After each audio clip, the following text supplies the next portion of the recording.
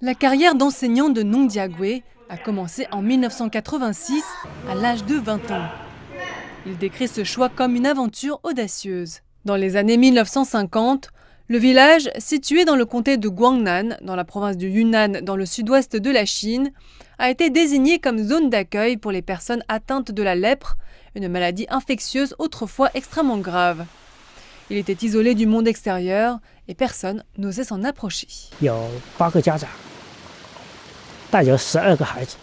Je me souviens du premier jour où je suis arrivé à l'école. 8 parents ont amené 12 enfants. Ils se tenaient à une cinquantaine de mètres. Les corps des parents étaient gravement déformés par la maladie. Certains marchaient sur les genoux, d'autres avaient la bouche tordue ou étaient incapables de fermer les yeux. D'autres encore n'avaient plus de doigts. J'ai eu peur et j'ai tourné les talons. Mais sa gentillesse et son sens de la justice l'ont emporté. Et il devint le premier et le seul instituteur du village. Cette vieille maison est l'ancienne clinique du village.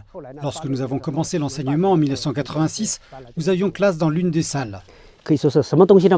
Nous n'avions presque rien, pas de manuel, pas de copie d'examen, et personne ne venait nous rendre visite ou nous donner une formation.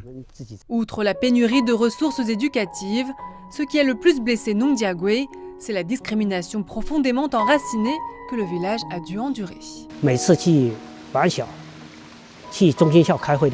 Chaque fois que je participais à des réunions avec des enseignants d'autres écoles, ils refusaient de s'asseoir avec moi lorsqu'ils apprenaient que j'étais originaire de ce village. Ils restaient également loin de moi pendant les repas. Je me sentais très triste et à plusieurs reprises, j'ai voulu battre en retraite. Mais en pensant à mes élèves qui sont bien élevés et travaillent dur, j'ai choisi de rester. Et le dévouement de Nong Diagwe a porté ses fruits.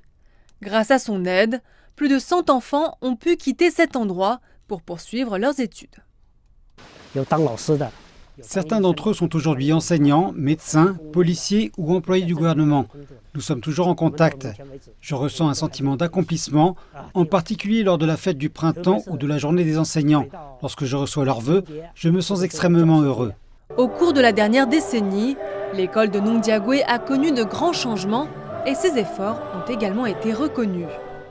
Au début de l'année, Nong Diagwe a été élu député à l'Assemblée populaire nationale, l'organe législatif suprême de la Chine.